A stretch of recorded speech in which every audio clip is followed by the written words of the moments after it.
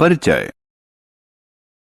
बीजगणित गणित की वह शाखा है जिसमें संख्याओं के स्थान पर अक्षर होते हैं। संख्याएं अचर होती हैं। उपयोग किए जाने वाले अक्षर चर कहलाते हैं।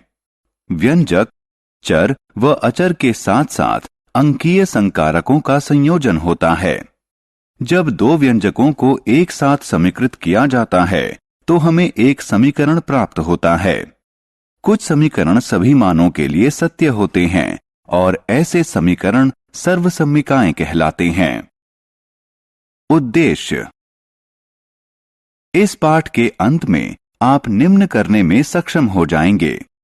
बीजीय व्यंजकों की पहचान करना, किसी बहुपद की घात को हल करना, एक पदों, द्विपदों और बहुपदों को हल करना, सजातीय व विजातीय पदों की पहचान करना, बीजीय व्यंजकों के योग, व्यवकलन और गुणन वाले सवालों को करना, सर्वसम्मिका व मानक सर्वसम्मिकाओं का वर्णन करना। व्यंजक क्या हैं? एक चॉकलेट का मूल्य 5 रुपए है और एक पेन का मूल्य 10 रुपए है। 3 चॉकलेट और 10 पेन का कुल मूल्य कितना होगा? इस सवाल को हल करने के लिए हम एक व्यंजक बनाते हैं। एक पेन का मूल्य x रुपए है। एक चॉकलेट का मूल्य y रुपए है।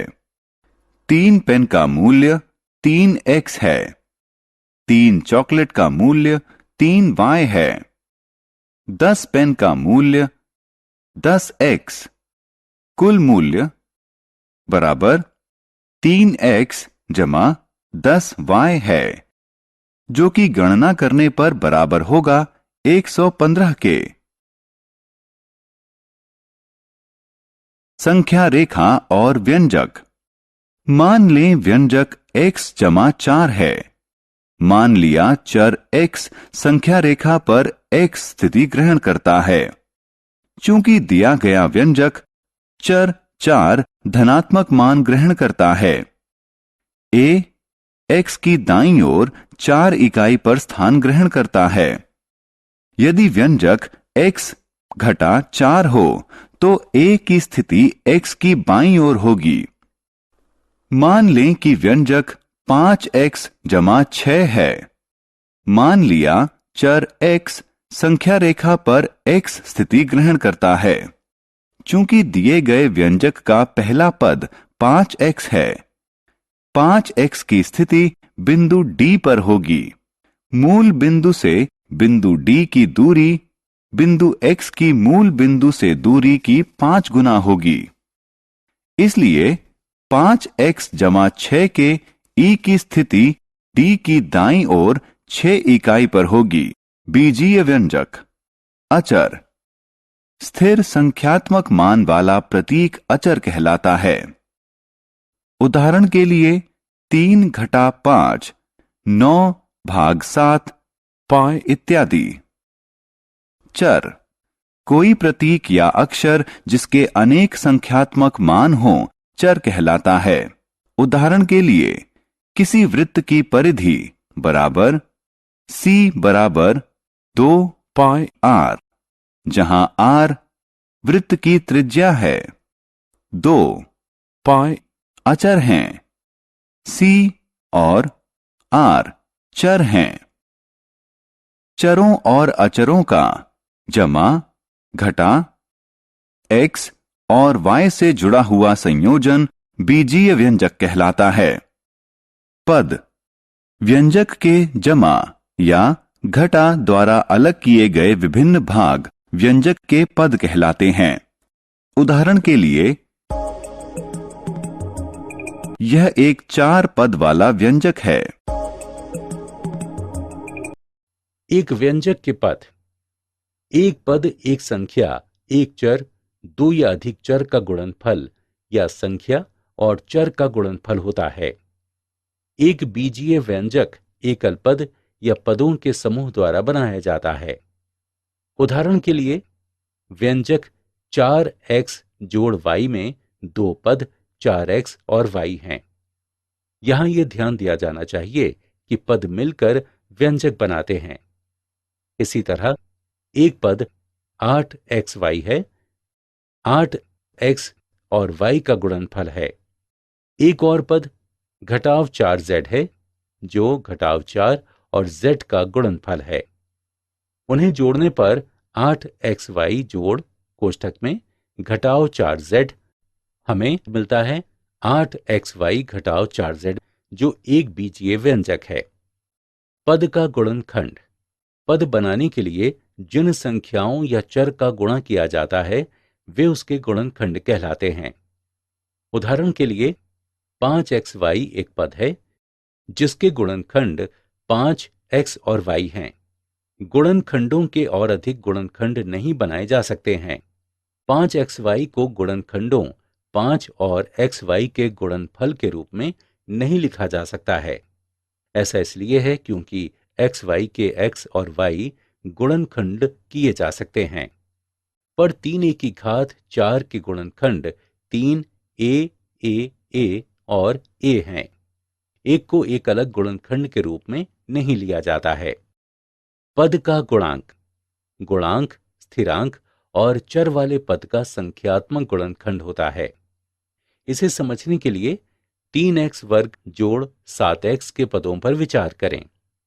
प्रत्येक पद 3x वर्ग और 7x में x चर हैं और दोनों पदों में हम एक संख्या को एक चर से गुणा कर रहे हैं। पहले पद में 3x वर्ग, 3 को चर से गुणा किया जा रहा है, इसलिए 3 गुणांक है। दूसरे पद में 7x, 7 को चर से गुणा किया जा रहा है, इसलिए 7 गुणांक है। इसी तरह पद 5ab में 5 गुणांक है। घटाओ 5 पद घटाओ 5ab वर्ग का गुणांक है। जब किसी पद में कोई संख्यात्मक गुणनखंड नहीं होता है तो इसका गुणांक जोड़ 1 के रूप में लिया जाता है। उदाहरण के लिए x वर्ग y घन पद में गुणांक जोड़ 1 है। पद घटाव x में गुणांक घटाव 1 है। बहुपद ऐसा बीजीय व्यंजक जिसके चरों में केवल गैर ऋणात्मक पूर्ण सांख्यिक घातें यानी पावर होती हैं, बहुपद कहलाता है। उदाहरण के लिए 1,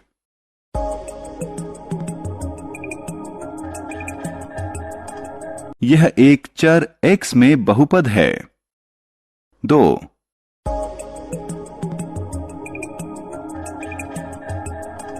यह दो चरों x और y में बहुपद है।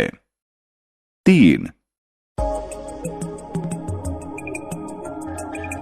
यह बहुपद नहीं है। 5/2 पूर्ण सांख्यिक घात नहीं है। 4,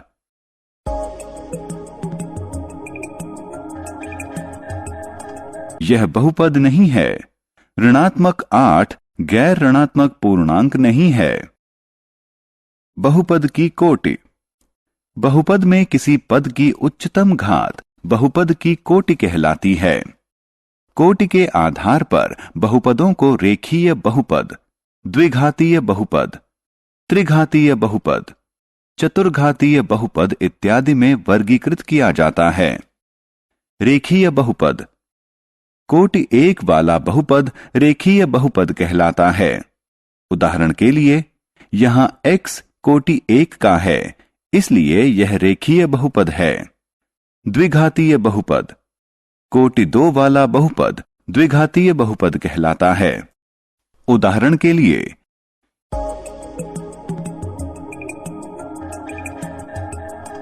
यहां x कोटि 2 का है, इसलिए यह द्विघातीय बहुपद कहलाता है।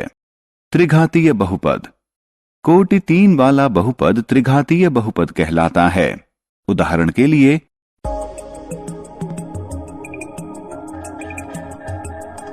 यहां x कोटि 3 का है, इसलिए यह त्रिघातीय बहुपद है। चतुर्घातीय बहुपद। कोटि 4 वाला बहुपद चतुर्घातीय बहुपद कहलाता है।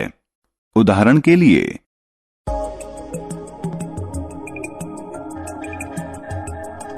यहां x कोटि 4 का है, इसलिए यह चतुर्घातीय बहुपद है।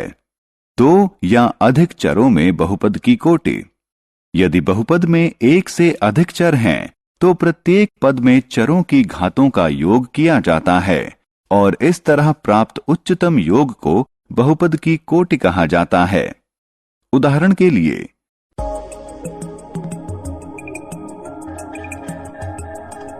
यहां x और y में कोटि 5 वाला बहुपद है, एक पदी, द्विपदी और बहुपदी।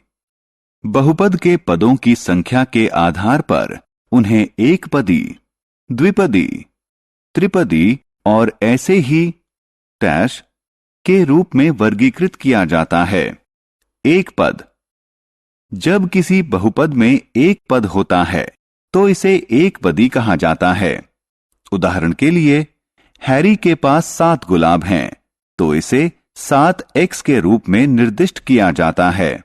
यहां 7x एक पदी है। द्विपदी, यदि किसी बहुपद में 2 पद हैं तो इसे द्विपदी कहा जाता है।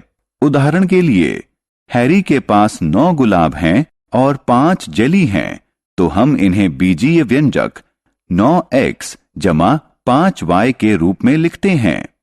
x गुलाब की संख्या निर्दिष्ट करता है और y जेली की संख्या। 9x जमा 5y ऐसा बहुपद है जिसमें 2 हैं। त्रिपदी, यदि किसी बहुपद में 3 पद होते हैं तो वह त्रिपदी कहलाता है।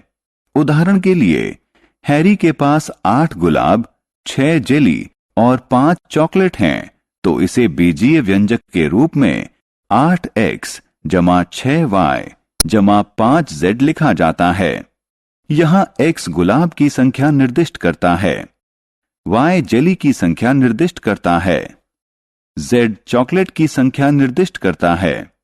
8x जमा 6y जमा 5z एक त्रिपदी है जिसमें 3 पद हैं। बहुपद, सामान्य रूप से यदि किसी व्यंजक में एक या अधिक पद हैं जिसके गुणांक 0 नहीं हैं तो वह बहुपद कहलाता है। उदाहरण 4x जमा 4xy जमा 17xz² घटा 10y² जमा 19। समान एवं असमान पद। समान पद, जिन पदों के चर और घात जैसे कि x वर्ग में 2 समान होते हैं वे समान पद होते हैं। दूसरे शब्दों में जो पद एक दूसरे के समान होते हैं। ध्यान दें, गुणांक जिन संख्याओं से आप गुणा करते हैं, जैसे कि 5x में 5 अलग हो सकता है। उदाहरण के लिए, क्या सभी समान पद हैं क्योंकि सभी चर x हैं? क्या सभी समान पद हैं क्योंकि सभी चर xy वर्ग हैं? असमान पद, यदि वे समान पद नहीं हैं तो उन्हें असमान पद कहा जाता है। ये सभी असमान पद हैं, xy, y और y वर्ग सभी अलग हैं। उदाहरण, ये सभी असमान पद हैं क्योंकि चर और या उनकी घातें भिन्न हैं। बीजीय व्यंजकों का योग एवं व्यकलन। बीजीय व्यंजकों का योग, 2 या 2 से अधिक बीजीय व्यंजकों का योग करने के लिए दोनों व्यंजकों के समान पदों को एक समूह में रखा जाता है। समान पदों में गुणांकों को सरल योग विधियों का उपयोग करके एक साथ जोड़ा जाता है और जो चर सर्वनिष्ठ होता है उसे वैसे ही बनाए रखा जाता है। असमान पदों को जैसे का तैसा बनाए रखा जाता है और प्राप्त परिणाम 2 या अधिक बीजीय व्यंजकों का योग होता है। पूरी संख्या का योग करने का अर्थ इसके प्रत्येक भाग का योग करना होता है। 3n जोड़ 2 जोड़ 2n जोड़ 3 बराबर 3n जोड़ 2 जोड़ 2n जोड़ 3 बराबर 3n जोड़ 2n जोड़ 2 जोड़ 3 बराबर 5n जोड़ 5। उदाहरण के लिए योग करें 5x वर्ग जोड़ 7y घटाव 8, 4y जोड़ 7x वर्ग और 6 घटाव 5y जोड़ 4x वर्ग। हल, दिए गए व्यंजकों को x की अवरोही घातों में समान पदों को पंक्तियों में एक दूसरे के नीचे लिखना और स्तंभवार जोड़ना। बीजीय व्यंजक का अवकलन। दो या अधिक बीजीय व्यंजकों को अवकलन करने के लिए हम नीचे दिए गए चरणों का पालन करते हैं।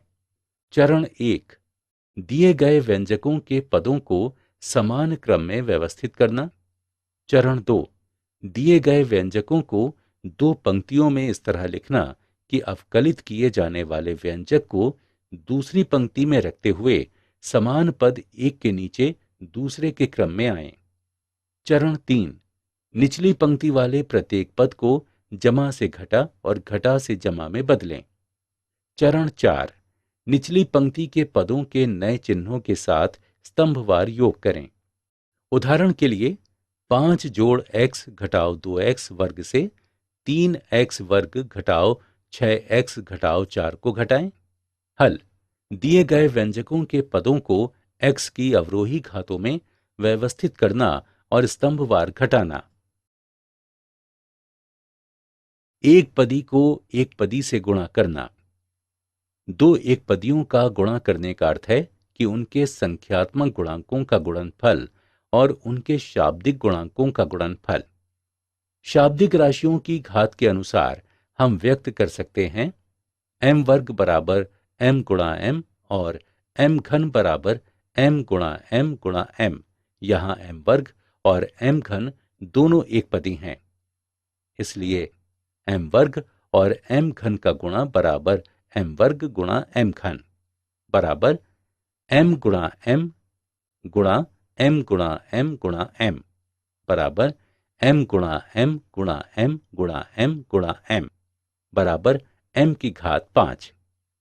या दूसरे तरीके से हम सरल रूप से घातों को जोड़ सकते हैं क्योंकि आधार समान है। m वर्ग गुणा m घन के मामले में दोनों का आधार समान है, तो हमें मिलता है m की घात 2 जमा 3 बराबर m की घात 5। ध्यान दें, गुणा करने के लिए समान गुणनखंडों या समान आधार की घातों को जोड़ा जाता है। उदाहरण के लिए 5x गुणा 4x वर्ग बराबर 5 गुणा 4 गुणा x गुणा x वर्ग बराबर 20 गुणा x घन बराबर 20x घन। ध्यान दें कि 5 गुणा 4 बराबर 20 अर्थात गुणनफल का गुणांक बराबर पहले एक पदी का गुणांक गुणा दूसरे एक पदी का गुणांक। 5x गुणा कोष्ठक में घटाओ 4xyz बराबर 5 गुणा कोष्ठक में घटाओ 4 गुणा कोष्ठक x गुणा xyz बराबर घटाओ 20 गुणा कोष्ठक x गुणा x गुणा yz बराबर घटाओ 20x वर्ग yz। ध्यान दें कि x गुणा x वर्ग बराबर x घन अर्थात गुणनफल का बीजीय गुणनखंड बराबर पहले एक पदी का बीजीय गुणनखंड गुणा दूसरे एक पदी का बीजीय गुणनखंड। 3 या अधिक एक पदी को गुणा। 3 या अधिक एक पदी को गुणा करने के लिए हम पहले दो एक पदी को पहले गुणा करते हैं और फिर तीसरे एक पदी द्वारा परिणामी एक पदी को गुणा करते हैं। इस पद्धति को किसी भी संख्या के एक पदी के उत्पाद तक बढ़ाया जा सकता है। उदाहरण के लिए 9a वर्ग b घन 2b वर्ग c की घात 5 और 3ac वर्ग का गुणनफल ज्ञात कीजिए। इन मूल्यों को गुणा करके हम 54a घन b की घात 5c एक पदी को बहुपद से गुणा करना, एक पदी को द्विपद से गुणा करना। एक पदी का अर्थ एकल संख्या है और द्विपद में दो पद होते हैं। इस गुणन को हल करने के लिए निम्नलिखित चरणों का उपयोग करें। 1, एक पदी कोष्ठक के बाहर है। 2, द्विपद कोष्ठक के अंदर है। 3, कोष्ठक खोलने के लिए वितरण के नियम का उपयोग करें। 4, वितरण नियम जोड़ या घटाव चिन्ह को समान रखते हुए कोष्ठक के पद को एक पदी से गुणा करें। उदाहरण के लिए एक पदी एवं बहुपद को गुणा करना।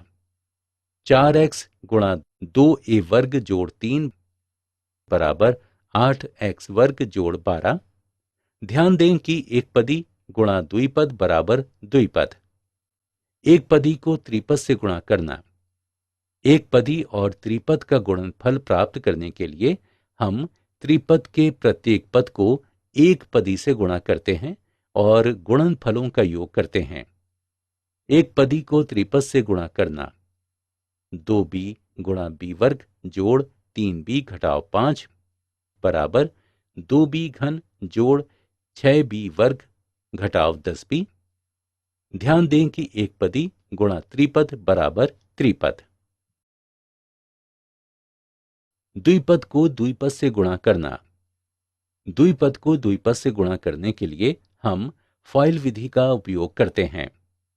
f बराबर पहला पद, o बराबर बाहरी पद, i बराबर आंतरिक पद, l बराबर अंतिम पद।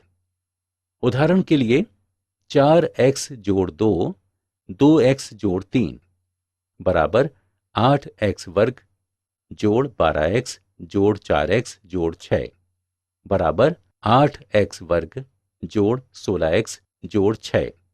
इसी प्रकार 2x घटाव 1 5x जोड़ 6 हल बराबर 2x गुणा 5x जोड़ 2x गुणा 6 जोड़ घटाव 1 गुणा 5 जोड़ घटाव 1 गुणा 6 बराबर 10x वर्ग जोड़ 12x घटाव 5x घटाव 6। समान पदों को जोड़ें बराबर 10x वर्ग जोड़ 7x घटाव 6। द्विपद को त्रिपद से गुणा करना। इस गुणन में हमें त्रिपद के तीनों पदों में प्रत्येक पद को द्विपद के दोनों पदों के प्रत्येक पद से गुणा करना पड़ेगा। इस प्रकार हमें 3 गुणा 2 बराबर 6 पद प्राप्त होंगे। यदि एक पद को एक पद से गुणा करने पर समान पद बनते हैं तो प्राप्त पदों की संख्या घटकर 5 या उससे भी कम हो सकती है। निम्नलिखित पर विचार करें। 2x घटाव 1 एक द्विपद है। x वर्ग घटाव 4x जोड़ 6 एक त्रिपद है बराबर 2x x वर्ग घटाव 4x जोड़ 6 घटाव 1 x वर्ग घटाव 4x जोड़ 6 बराबर 2x घन घटाव 8x वर्ग जोड़ 12x घटाव x वर्ग जोड़ 4x घटाव 6। समान पदों को जोड़ें बराबर 2x घन घटाव 9x वर्ग जोड़ 16x घटाव 6। द्विपदी को त्रिपदी से गुणा करना। इस गुणन में हमें त्रिपदी के सभी तीनों पदों को द्विपदी के दोनों पदों से गुणा करना होगा।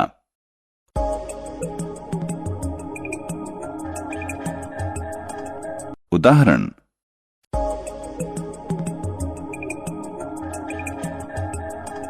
सरल करें।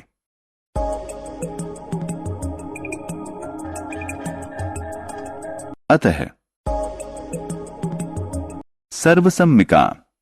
सर्वसम्मिका क्या है? इस समीका पर विचार करें। हम इसके दोनों पक्षों का मूल्यांकन करेंगे। a के किसी मान के लिए समीका माना a बराबर 10। a बराबर 10 के लिए समीका के दोनों पक्षों के मान बराबर हैं।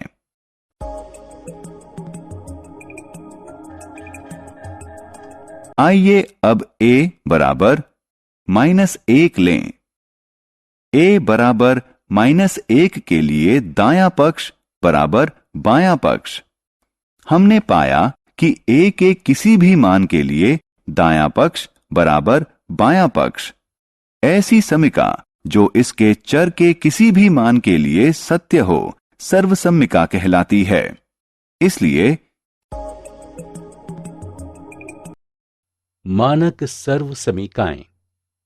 गणित में यदि निम्नलिखित स्थितियां पूरी होती हों, एक समीकरण P बराबर Q को एक सर्वसमीका कहा जाता है। 1. समीका के दोनों पक्षों में कुछ चर होते हैं। 2. जब चर को किसी विशेष स्थिरांक से प्रतिस्थापित किया जाता है तो दोनों पक्ष समान मान देते हैं। यदि समीका ऊपर दी गई दोनों स्थितियों को पूरा करती है तो ये एक सर्वसमीका होगी। गणित में कई संबंध हो सकते हैं जिन्हें सर्वसमीकाएं कहा जा सकता है, लेकिन हमें उन सभी को याद रखने की आवश्यकता नहीं है। कुछ मानक सर्वसमीकाएं हैं जो बीजगणित में महत्वपूर्ण हैं, जो गणना को सरल बना सकती हैं। मानक सर्वसमीकाएं यानी बीजगणितीय इस प्रकार हैं। ए जोड़ बी पूरे का वर्ग बराबर ए वर्ग जोड़ 2ab जोड़ बी वर्ग। ए बी पूरे का वर्ग बराबर ए वर्ग घटाव 2ab जोड़ बी वर्ग। ए जोड़ बी ए बी बराबर ए वर्ग घटाव बी वर्ग। एक्स जोड़ ए एक्स जोड़ बी बराबर एक्स वर्ग जोड़ ए जोड़ बी एक्स जोड़ ए बी। ए जोड़ बी पूरे का वर्ग बराबर ए वर्ग जोड़ 2ab जोड़ बी वर्ग।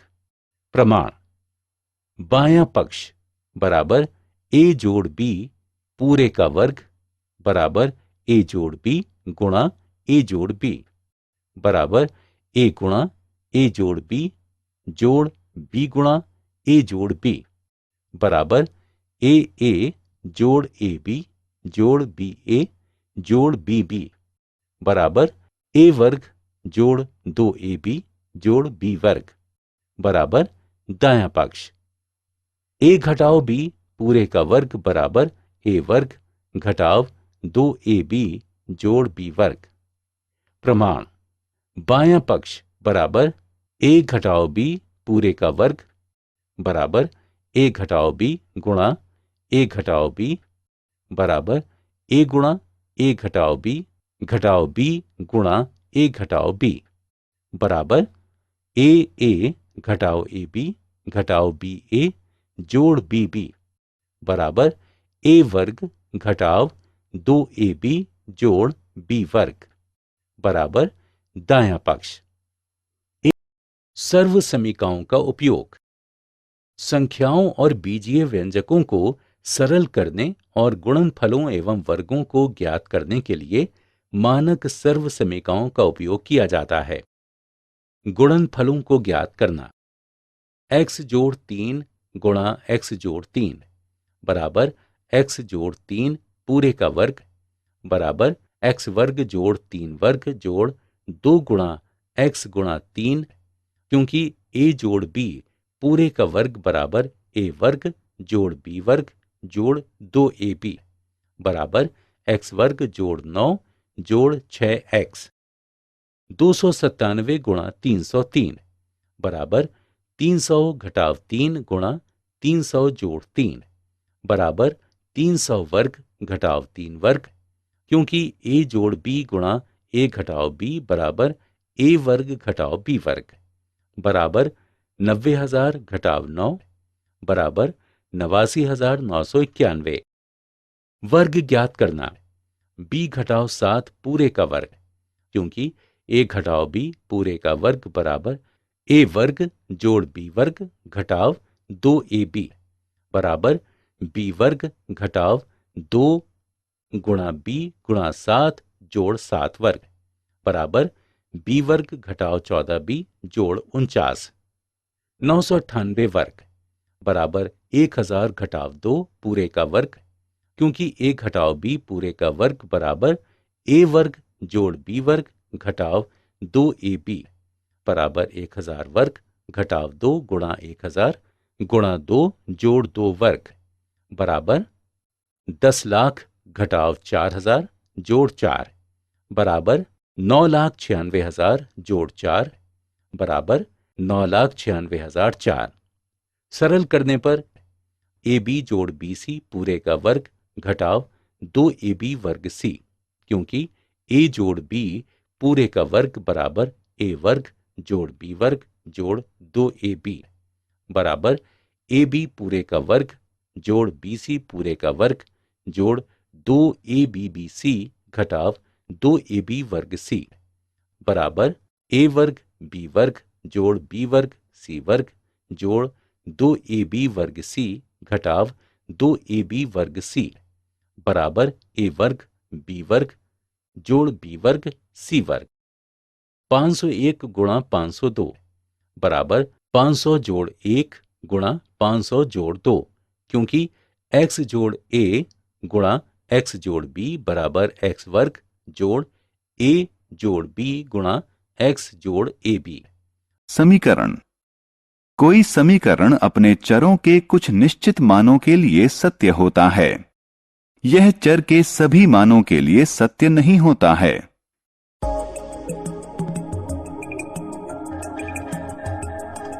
a बराबर 10 के लिए सत्य है, लेकिन यह a बराबर -1 या a बराबर 0 इत्यादि के लिए सत्य नहीं है। सारांश। आइए हमने जो कुछ सीखा है उसे संक्षेप में दोहराएं। जमा, घटा, x और y से जुड़ा हुआ चरों व अचरों का संयोजन बीजीय व्यंजक के रूप में जाना जाता है। स्थिर संख्यात्मक मान वाले प्रतीक अचर कहलाता है। कोई प्रतीक या अक्षर जिसके अनेक संख्यात्मक मान हों, चर के रूप में जाना जाता है। व्यंजक के निर्माण के लिए पदों को जोड़ा जाता है। 1, 2 व 3 पदों वाले व्यंजक क्रमानुसार एकपदी, द्विपदी व त्रिपदी कहलाते हैं। ऐसा बीजीय व्यंजक जिसके चरों में केवल गैर ऋणात्मक पूर्ण सांख्यिक घातें यानी पावर होती हैं, बहुपद कहलाता है। समान पद समान चरों से निर्मित होते हैं और इन चरों की घातें समान होती हैं। समान पदों के गुणांक समान हों यह जरूरी नहीं है।